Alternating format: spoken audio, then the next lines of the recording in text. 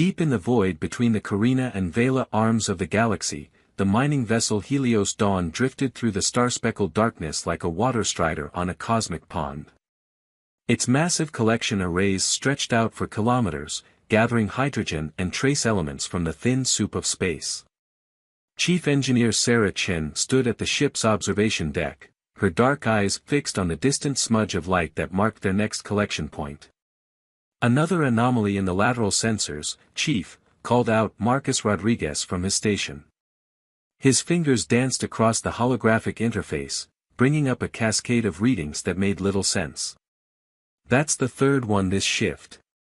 Sarah moved to his station, her magnetized boots clicking against the deck plates. The reading lasted barely a second, a quantum fluctuation that shouldn't exist in natural space. "Plot them all. I want to see if there's a pattern."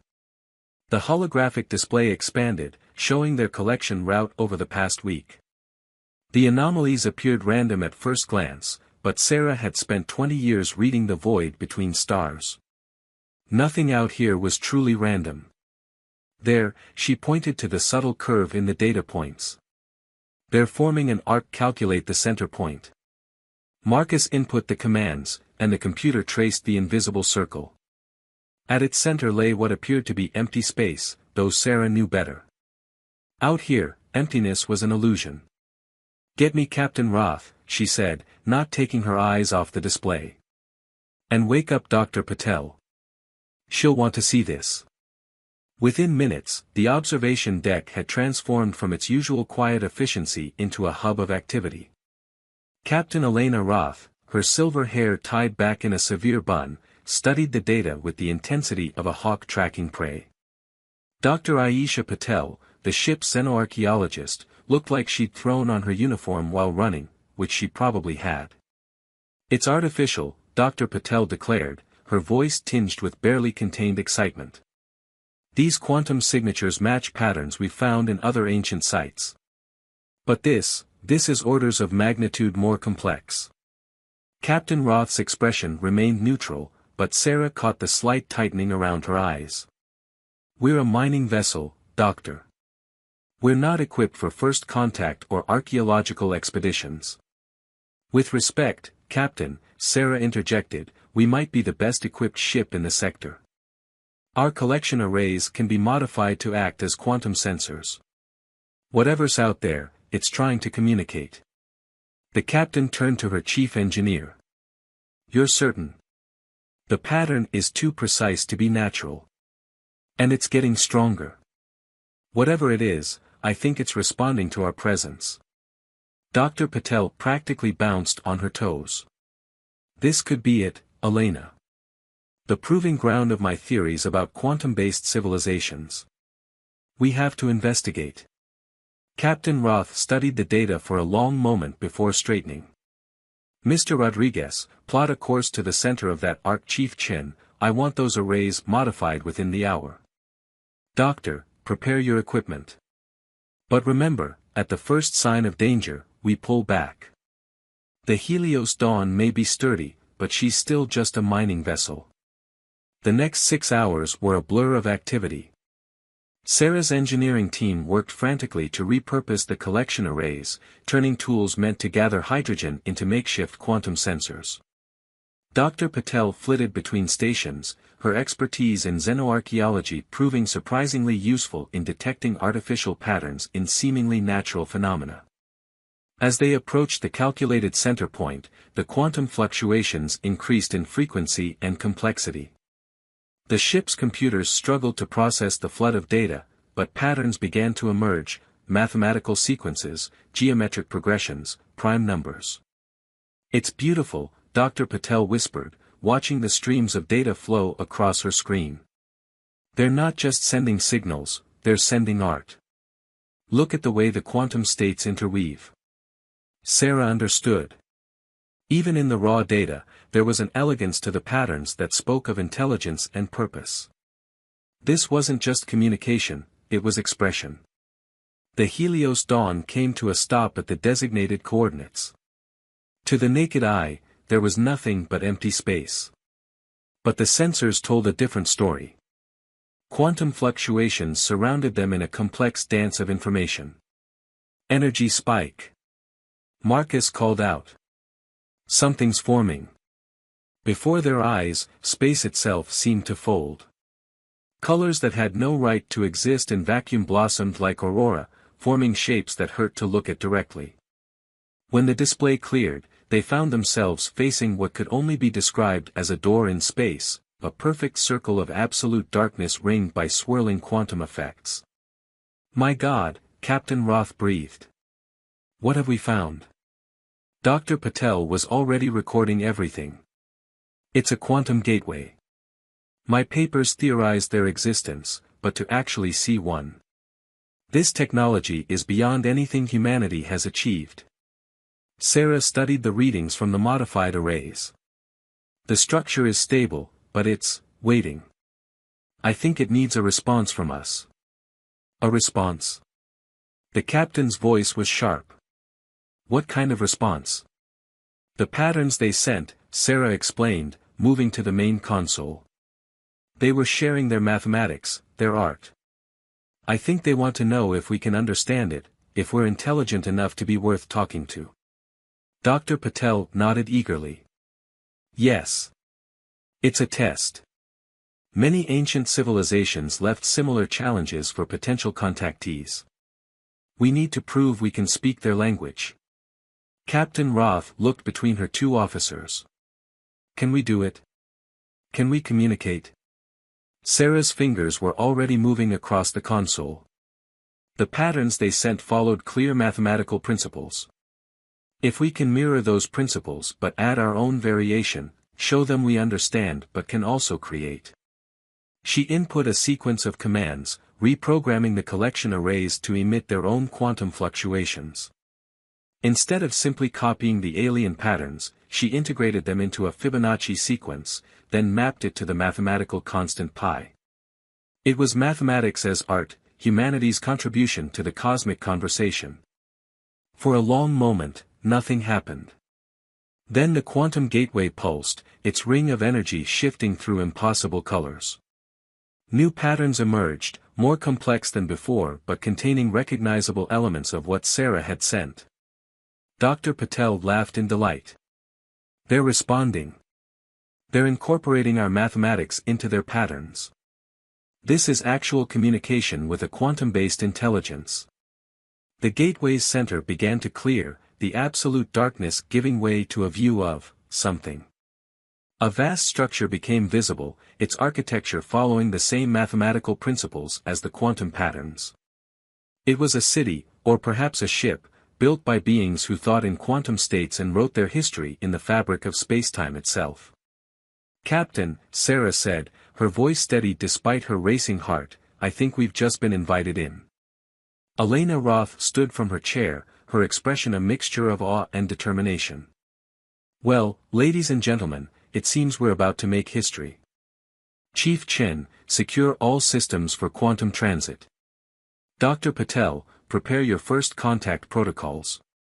Mr. Rodriguez, maintain our position relative to the gateway." As the crew rushed to comply with their orders, Sarah took a moment to stare at the gateway.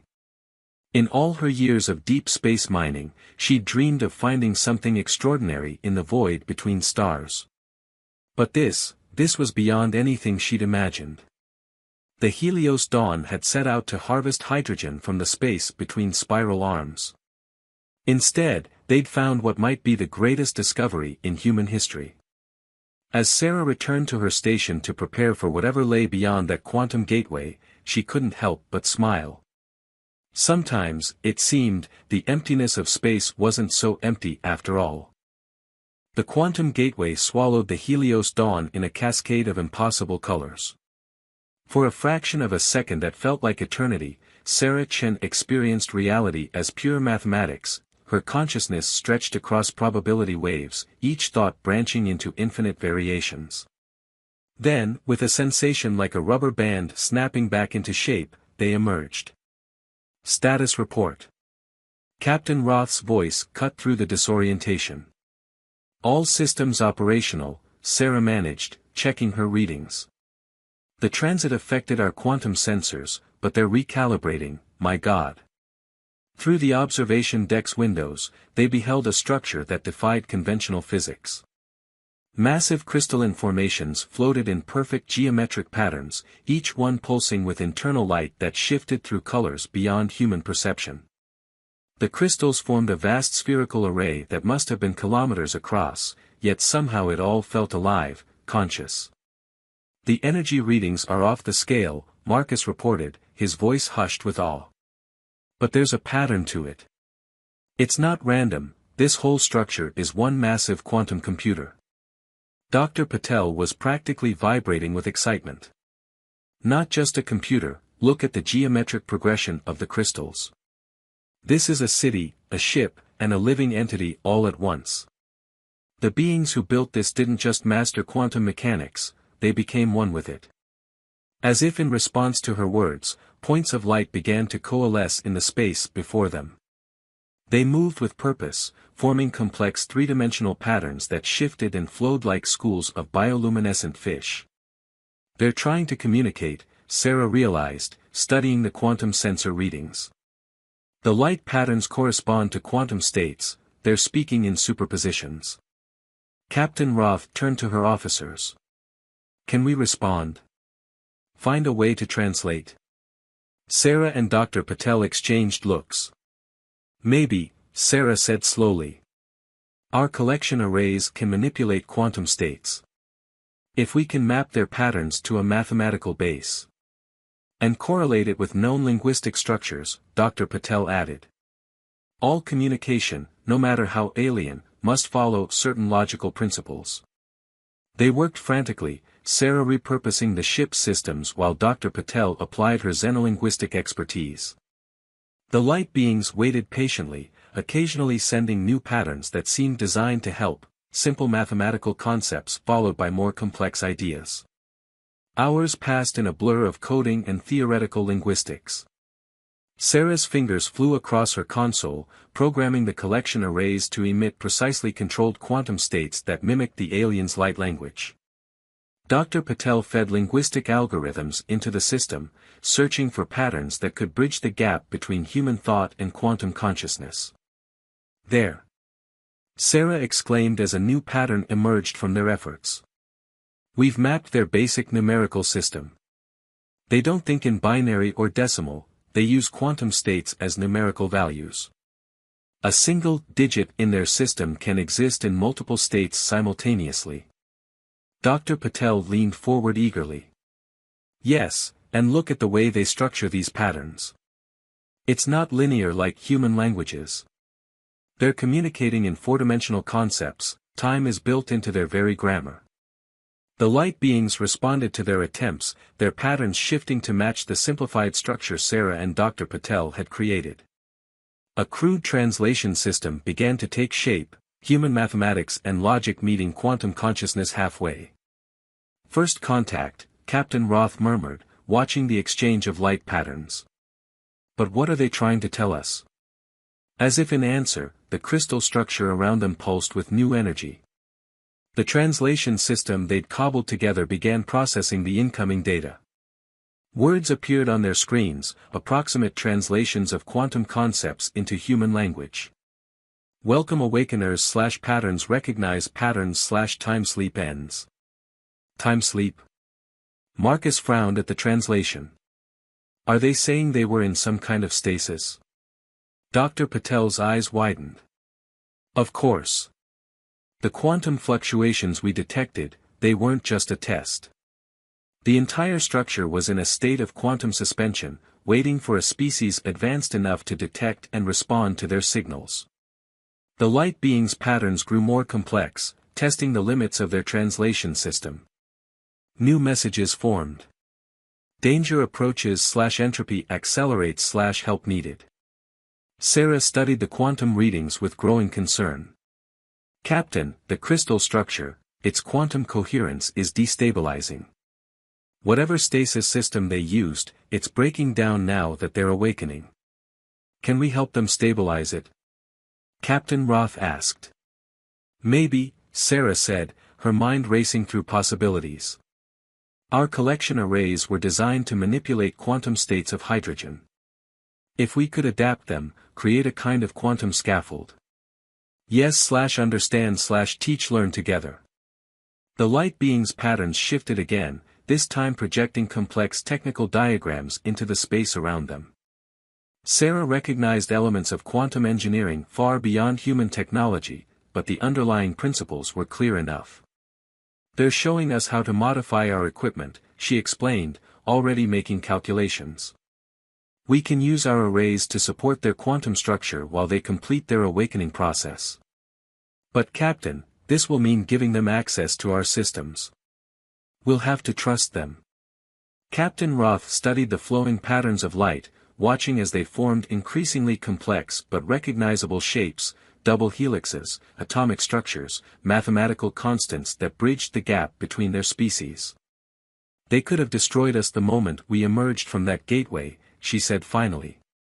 Instead, they're asking for help and offering to teach us. Sometimes trust has to start somewhere. She straightened in her chair. Do it. Sarah nodded and began the delicate process of integrating their systems with the quantum structure. Dr. Patel worked beside her, improving their translation algorithms in real time as the light beings shared more of their language. As the systems merged, new understanding flowed between human and quantum minds. The light beings shared glimpses of their history, a civilization that had evolved beyond physical form, transforming themselves into beings of pure quantum energy. They had seeded the galaxy with gateways, waiting in stasis for other intelligent species to find them. But they hadn't expected to sleep so long. Now their ancient systems were failing, and they needed human innovation, the ability to think in new ways, to solve problems with limited resources, to help them survive their awakening.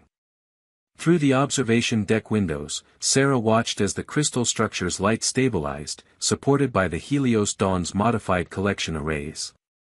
Human determination and ingenuity meeting quantum consciousness and ancient wisdom. As she worked, she couldn't help but smile at the irony. They'd come looking for hydrogen to power human civilization, and instead found beings of pure energy who needed humanity's help to survive. The universe, it seemed, had a sense of humor after all. The Helios Dawn's engines strained as Sarah Chen pushed them beyond their design specifications.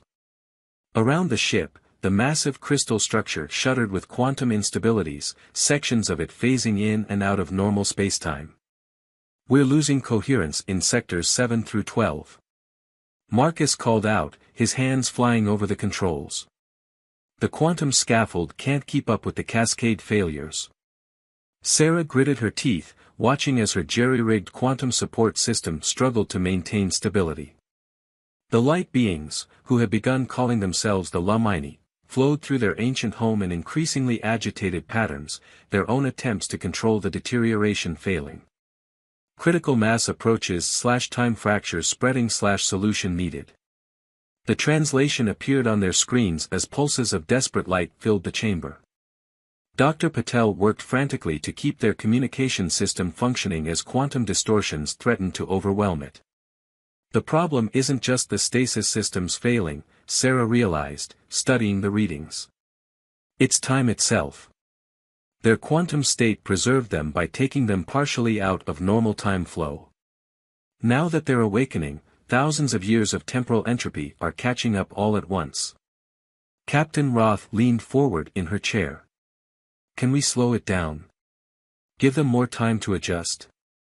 Not with our current setup. Sarah's mind raced through possibilities. Unless. Dr. Patel, what was that theory you mentioned about quantum consciousness? The xenoarchaeologist looked up from her station. The distributed consciousness theory. The Lumini don't exist as individual entities, they're a quantum field sharing a collective consciousness across multiple probability states. Exactly. Sarah turned to her console, fingers flying. We've been trying to stabilize the physical structure, but what if we stabilize their consciousness instead? Give them an anchor point in our timeline. Understanding/yes/bridge between states.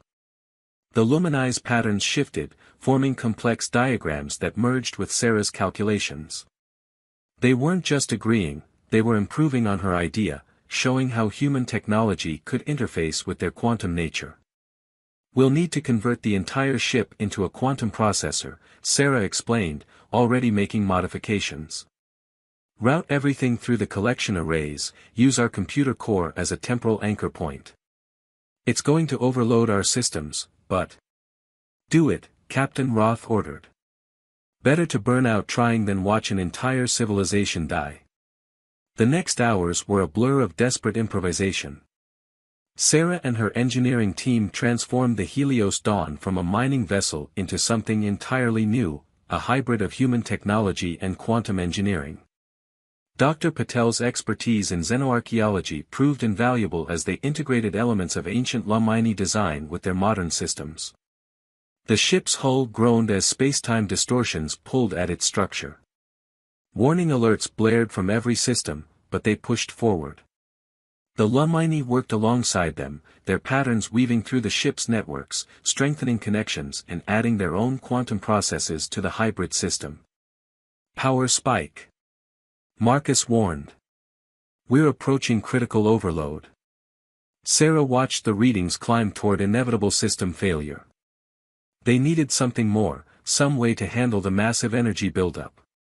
Then she saw it, a solution so obvious she almost laughed. The hydrogen. She quickly accessed the ship's cargo controls. "We're a mining ship, we have tanks full of hydrogen meant for fusion reactors. If we can channel the quantum energy through it." "Yes/catalyst/bridge complete." The Lumini understood immediately. Their patterns swept through the hydrogen storage systems, transforming the simple element at the quantum level. The ship shuddered as billions of hydrogen atoms simultaneously existed in multiple quantum states, creating a buffer between normal spacetime and the luminized quantum realm. "It's working!" Dr. Patel exclaimed. "The temporal distortions are stabilizing. They're finding their way into our time stream." Through the observation windows, they watched in awe as the crystal structure stopped its erratic fluctuations. The luminized light patterns grew steadier, more controlled, as they adjusted to existing within normal time. "Balance achieved/gratitude/new path opens." But Sarah frowned at her readings. "The stabilization is only temporary. We've given them time, but the underlying problem remains. Their quantum structure wasn't designed to exist in normal spacetime indefinitely." Captain Roth studied the flowing patterns of their alien allies. "How long do we have?" "Days, maybe weeks at most." Sarah ran calculations through their hybrid systems. "We've created a bridge between their quantum state and our reality, but it's going to take more than one mining vessel's worth of jury-rigged equipment to make it permanent." Dr. Patel looked up from her translations. "They're saying something about their other outposts, similar structures scattered across the galaxy. If we could reach them, link them together." "One problem at a time," Captain Roth said firmly. "Right now, we focus on keeping our friends alive and our ship in one piece." "Chief Chen, what do you need?" Sarah was already making lists in her head. "We'll need to strengthen the quantum scaffold, find a way to process the temporal feedback more efficiently. And..." She paused, a new idea forming. "Captain, remember those strange mineral deposits we found in the Carina Arm last month? The ones with unusual quantum properties?" "Yes, but what?" The captain's eyes widened as she understood. "You think they could help stabilize the bridge? If we can get to them in time." Sarah looked at the swirling patterns of the Lumini, now inextricably linked with their ship's systems. "But we'll have to move the entire structure. I'm not sure the gateway can handle that much quantum mass. New paths/old ways/together find." The luminized message appeared as their patterns shifted into what Sarah had come to recognize as their equivalent of determination. They weren't giving up, and neither would humanity. "Plot a course to those deposits," Captain Roth ordered. "We'll find a way to move them, or we'll bring the deposits to them." Either way, we're not losing an entire civilization on our watch. As the crew rushed to comply with their orders, Sarah took a moment to appreciate the absurdity of their situation. A simple mining mission had turned into first contact, then a desperate rescue operation, and now they were about to attempt something unprecedented, moving an ancient quantum structure through space while maintaining a delicate bridge between realities. But looking at the seamless way human and Lumini technologies now work together, she felt a surge of hope. Perhaps this was why the Lumini had waited so long to be found.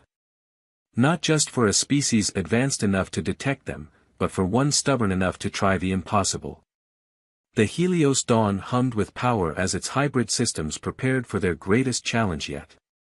In the space around them, the Lumini's patterns danced with anticipation and trust in their human allies. The real test was about to begin. The journey to the Carina arm had never seemed longer.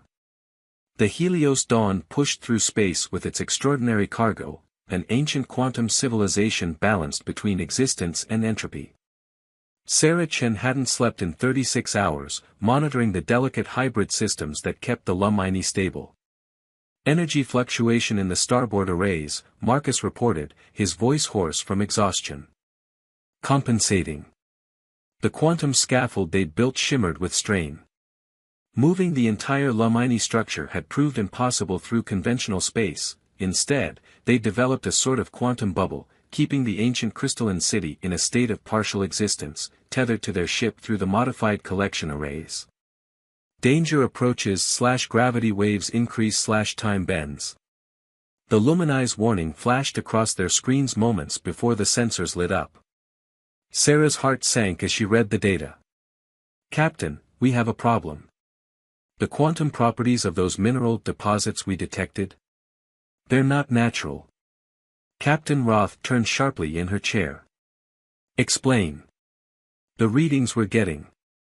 Sarah brought up the long-range scans. They're identical to the quantum signature of the Lumini's gateway. Someone or something has been harvesting their technology. Dr. Patel leaned forward, studying the data. Not harvesting, weaponizing. Look at the energy patterns. They're using the quantum crystals to create localized temporal distortions. Old enemies rise / entropy seekers / void makers. The Lumini's patterns turn dark, almost black, their usual flowing movements becoming sharp and agitated. Through their improved translation system, images began to form, memories of an ancient war fought across quantum states. They showed another species, one that had found the Lumini's gateways millennia ago but chose to destroy rather than communicate. The Void Makers, Dr. Patel translated, her voice grim. They discovered that the quantum crystals could be used to create artificial black holes, temporal weapons that devour spacetime itself. Sarah's mind raced through calculations. That's why this sector's so empty. It's not natural. Those weapons leave behind quantum scarring, areas where spacetime is too damaged to support normal matter. And now we're heading straight for their mining operation, Captain Roth concluded. She stood, her expression hardening. Options? Before anyone could respond, space itself seemed to twist around them. A massive shape emerged from the darkness, a vessel that seemed to absorb light rather than reflect it. Its hull was studded with crystalline structures that pulsed with sickly energy. Void Maker ship. Marcus called out. They're charging their temporal weapons. Defend / protect / unite strength. The Lumini's patterns surged through the Helios Dawn systems, merging more deeply with their hybrid technology. Sarah felt their consciousness brush against her mind through the neural interface she used to control the collection arrays. They were offering something, a solution, but one that would require complete trust between their species. They want to merge our technologies fully, she explained, fingers flying over her console. Use our ship as a focus point for their quantum abilities. But it would mean letting them into our systems entirely, Captain Roth finished. No safeguards, no barriers. Another temporal distortion rocked the ship. On their sensors, they could see the Void Maker vessel preparing to fire again. Their first shot had been a warning, the next would tear them apart. "Do it," the captain ordered. Sarah took a deep breath and opened all channels. The Lumini flowed into every system of the Helios Dawn, their quantum consciousness merging with human technology in ways that defied physics. The ship's hull began to glow with impossible colors as space itself bent around them. The Void Makers fired their temporal weapon, a beam of concentrated entropy that should have reduced them to scattered atoms across 1,000 years. But where human shields would have failed, human innovation merged with quantum consciousness prevailed. The Helios Dawn didn't just dodge the attack, it absorbed it, the Lumini using their mastery of quantum states to transform the temporal energy into something new. Sarah watched in awe as the ship's hybrid systems reconfigured themselves, learning and adapting in real time. "Return fire?" Marcus asked, his hands hovering over weapons that had been transformed into something far beyond their original design. "No," Sarah said, understanding flowing between her mind and the Lumini consciousness. "We do something they'll never expect. We create instead of destroy." Working together, human and Lumini consciousness shaped the absorbed energy. The quantum crystals they'd been seeking weren't just useful for stabilizing the Lumini, they were seeds, meant to heal spacetime rather than wound it. The Void Makers had perverted their purpose, but now they would be used as intended.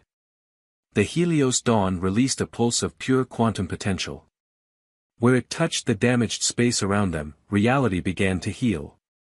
The Void Makers' temporal weapons flickered and died as the quantum scarring they depended on faded away. Balance returns / life flows / harmony restores. The enemy vessel tried to retreat, but the wave of healing energy caught it first. Its weaponized crystals resonated with their original purpose, transforming from tools of destruction into catalysts for renewal. The ship hung dead in space, its temporal weapons reduced to inert mineral. But they weren't finished. Sarah felt the Lumini's excitement as they realized the full potential of their merged technologies. The quantum seeds they'd sought could do more than stabilize a single quantum civilization, they could heal all the damage the Void Makers had caused, restore entire sectors of space to habitability. "We're detecting quantum signatures," Marcus reported with amazement. "Dozens of them, all across the sector." The Void Makers didn't destroy everything, some of the Lumini gateways survived. Dr. Patel's translation system was flooded with new data as the Lumini shared their vision of the future. A galaxy where quantum and physical reality existed in harmony, where human innovation and determination merged with ancient wisdom to create something entirely new. Captain Roth smiled, watching as space itself seemed to come alive around them. "Well, it seems our mining mission has turned into something quite different. Chief Chen, how do you feel about a change in career?" "I think we're about to become gardeners instead of miners." Sarah looked at her hybrid controls, feeling the gentle flow of Lumini consciousness working in perfect sync with human technology. "I think, Captain, we're about to help write a whole new chapter in the story of both our species." Around them, space bloomed with possibility. 6 months after their first encounter with the Lumini, the Helios Dawn was almost unrecognizable. The once simple mining vessel had evolved into something unprecedented, a hybrid of human engineering and quantum consciousness that served as both a ship and a mobile restoration center for damaged spacetime. Sarah Chen stood at her modified control station, watching as another quantum seed bloomed into reality. The crystalline structure expanded like a flower opening to starlight, its facets refracting colors that existed somewhere between light and thought. "Quantum resonance stable," Marcus reported. "That's the 5th gateway we've restored this month." Through their neural interfaces, Sarah felt the Lumini's satisfaction ripple across the ship's systems. In the months since their merger, communication had evolved far beyond their original translation protocols. Human and quantum minds now worked in seamless partnership, each contributing their unique strengths to their shared mission. Healing spread / void scars fade / new paths open. "The temporal mapping is complete," Dr. Patel announced, her station now a complex array of quantum imaging systems. We've identified 37 more damaged sectors, but look at this. She brought up a galactic display where points of light pulsed in a complex pattern. The restored gateways are creating a cascade effect. Each one we repair strengthens the others. Captain Roth studied the map with satisfaction. The Void Makers never understood what they were dealing with, did they? They saw weapons where they should have seen seeds. The Lumini's patterns shifted in agreement. Their ancient quantum network hadn't just been for communication or travel, it was meant to maintain the very fabric of spacetime, creating harmony between quantum and physical reality. The Void Makers' attempts to weaponize it had nearly destroyed that balance, but together, humans and Lumini were restoring what was lost. Sarah's console chimed with an incoming transmission. "Captain, we're receiving a message from Earth Command." The holographic display activated, showing Admiral Chen, no relation to Sarah, though the coincidence had led to some confusion in early reports. The Admiral's expression was both proud and concerned. "Captain Roth, Chief Chen," she nodded to them. "The Council has reviewed your latest reports. The success of your restoration project is unprecedented, but there are concerns about the level of integration between human and Lumini technology." Sarah felt the Lumini's consciousness stir with interest. They had encountered similar fears before, in ancient cycles of their history. Species that discovered their gateways often struggled with the choice between separation and synthesis. Captain Roth straightened in her chair. "Admiral, with respect, what we've achieved here goes beyond simple technological integration. We're not just fixing damaged space, we're evolving, both species together. The Lumini's quantum consciousness and human innovation complement each other perfectly." "That's exactly what concerns some council members," the Admiral replied. "There are those who fear we're losing our humanity, becoming something other."